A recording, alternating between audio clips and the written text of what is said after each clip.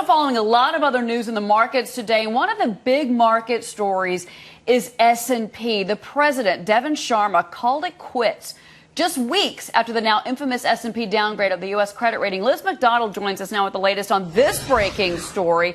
And Liz, the reason I wanted to get to you is because there's been so much back and forth about why he is leaving. You got one story coming from S&P. You have another story that he was forced out. Which is it? We're hearing from S&P that the decision for Devin Sharma to leave the firm basically was the ball for that was starting to be put in to roll was in January. It was put in place in January that he was going to leave back in January, and S&P actually approached the Citigroup executive Douglas Peterson in March to ask him if he'd like the job.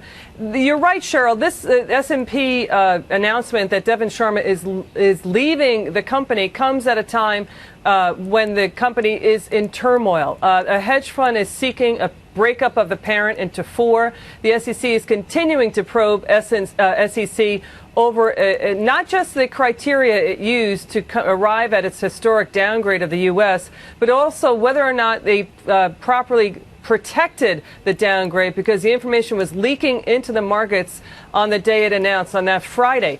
Investors lost about $7.6 trillion worldwide in the week after the downgrade. That Monday, the markets dropped to levels we haven't seen since the financial crisis of 2008.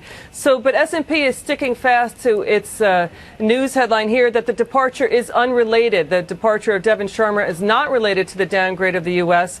And they're hoping S&P is hoping, though, get this, that the new president, Mr. Peterson, will repair relations with D.C. that have been in tatters since the S&P made that polarizing decision, which has been both criticized and praised. Back to you, Cheryl. Liz, up in the newsroom. Liz MacDonald, thank you very much. And there's Doug Peterson, who's going to be. What do you think of him, Doug Peterson? He's going to be taken. He's from Citibank. Is this a good face? Is a market like this? Do you think? I believe so. I mean, the word on Wall Street this morning was one. They figured that this was already in place anyway. That there was going to be a resignation, a switch at the top spot for S&P. The timing of it does obviously it raises some eyebrows with everything that's going on with the Justice Department and everything else with the downgrade. However, when you look at it from a ratings perspective, you need a high-profile executive out there. He clearly has the pedigree for it. I think this is going to be fine for Wall Street and obviously for the rest of the industry. So this may give credibility back to S&P. I believe it will. Which many say that they need. Well, remember, S&P has been struggling of late. I mean, they've had a number of